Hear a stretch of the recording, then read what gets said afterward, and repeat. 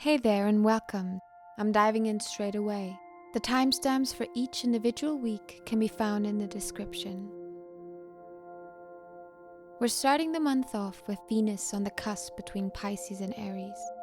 This is aiding us in moving our relationships, our creativity, and our ideals into a new cycle. A conjunction between the Sun and Uranus is also ringing in a new cycle of change and progressiveness. With Pluto retrograding in Capricorn, we have been tasked to look at our shadows and issues surrounding power and control within our professional and social life.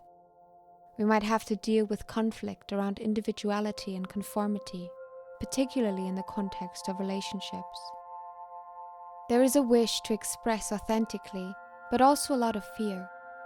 It is favorable to embrace your uniqueness, making this a great time to explore outside of our comfort zone more. This might come easier to us by the end of this first week. Spending time examining, reviewing, and reflecting on these topics may bear fruits now in terms of our sense of security and self-assurance. This is a period in which there is a strong desire to take risks and to make necessary changes. We are now encouraged to really better ourselves. It is generally easier to be social, making this week a great opportunity in terms of financial and social endeavors. With Venus in Aries most of this month, we might be more bold, spontaneous, or impatient in matters of the heart. May might be the month for declarations and promises within our close relationships. We might also splurge more this month, as Venus, the planet of pleasure seeking, is residing in Aries, pulling us more towards impulsive decisions in exchange for quick dopamine hits. Mercury is entering its second retrograde of the year on the 10th of May. When a planet goes retrograde, we are talking about a visual phenomenon in which that planet is seemingly moving backwards in the sky when it actually isn't. When planets are in retrograde motion, astrologically their energies are turning inwards. This marks a time in which their domains are up for revision. We are called to go inwards and review, re-examine and optimize the areas of our life that planet represents. When Mercury goes into its retrograde, all matters of the mind and communication become hazy. Transiting through its airy Gemini home, these communication difficulties might be even more pronounced. We might therefore experience more confusion, miscommunication, and difficulty in decision-making, especially on or around the 10th. On a positive note, on the same day we see Jupiter entering Aries, allowing for good fortune related to new beginnings and independent ventures. We tend to feel more aligned to our soul's purpose this week, and enthusiastic when it comes to making our ideal life our reality. By taking initiative when working towards our goals, we might see positive opportunities popping up now in our lives. For you to succeed, it is important to stay conscious of the possible discrepancies between your thoughts and your communication. We might be facing some obstacles when trying to obtain our goals this third week. If we keep up our efforts and strive to overcome these obstacles, we could see an increase in our confidence and our ability to be responsible for ourselves. We might also feel more attuned to our intuition, inspired and charitable as a result of a sextile between the Sun and Neptune, a transit that is aiding us on our journey towards self-improvement. We are also given the opportunity to strengthen our personal relationships now, as we are more open to intimacy as well as our own insecurities. Growing pains might be incoming, but they are essential for us to keep evolving. Embrace vulnerability this week. Now is the time to view it not as a weakness, but as a strength. On the 16th, we have a full moon in Scorpio. With this also being a total lunar eclipse, we are now really being pushed towards understanding and improving our attachments, our intimate life, and our finances. With the moon in Scorpio, we might experience a need to delve into the deep end of things, thoughts and conversations. While our emotions want us to explore and keep digging, with the Sun now in Taurus, we are also encouraged to let things be and to find happiness in the simple life. During this full moon and lunar eclipse, we are really being called to find balance between being content with where we are and our curiosity to explore deeper truths. Throughout the week, our impulses and desires might be somewhat confusing, difficult to explain and understand. There is a tendency to be quite impulsive. Because of that, we might struggle with our focus and practical thinking.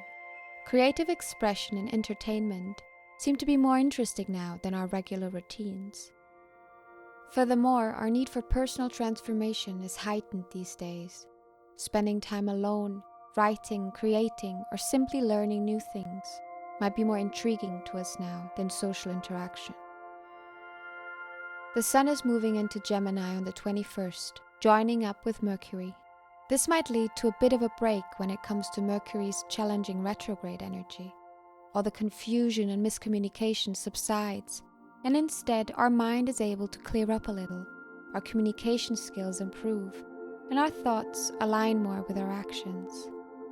If you've been wanting to go on a trip, around the end of this third week might be a favorable time to do so.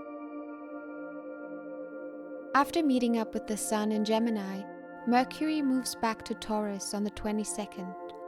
Our comfort zone, our sense of security, and our financial situation might be up for reviewing now. With Mercury still being in retrograde motion, things might seem to be moving slow, but as we all know, slow and steady wins the race. Generally speaking, this last stretch of May seems to be a good time for work. A sextile between Mars and Pluto is aiding us in staying focused and goal-oriented. Slowly but surely, good fortune seems to be closing in now. On the 24th, Mars, the planet of enthusiasm and motivation, is moving into Aries, a sign said planet is at home at.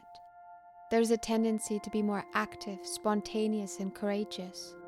We are ready to take action now, being more direct and goal-oriented in our approach.